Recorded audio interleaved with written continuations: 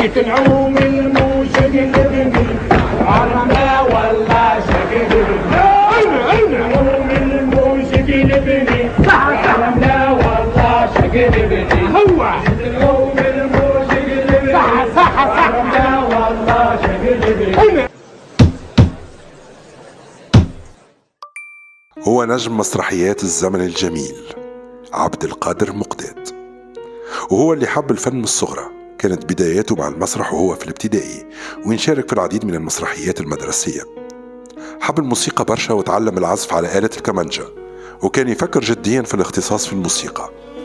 لكن بعد ما حققوا من نجاح في تجسيد الأدوار اللي تخمصها في عدة مسرحيات، غير وجهته من الموسيقى للمسرح، والتحق عام 1969 بمركز الفنون الدرامية بتونس.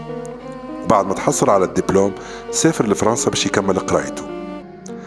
بعد رجوعه لتونس انضم لفرقة الجنوب بقفصة اللي تكونت في السبعينات، وشارك في كل عروضها المسرحية اللي كانت من إخراج الفاضل الشحايبي.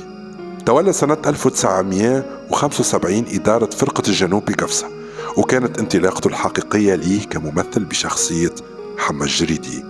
ومن غادي بدأت مسيرته الحافلة والثرية من خلال العديد من الأعمال المسرحية كما فيران الداموس، صاحب الكلام، عمار بالزور، جواب مسوقر، أحبك يا شعب، وانكشفت الأوراق.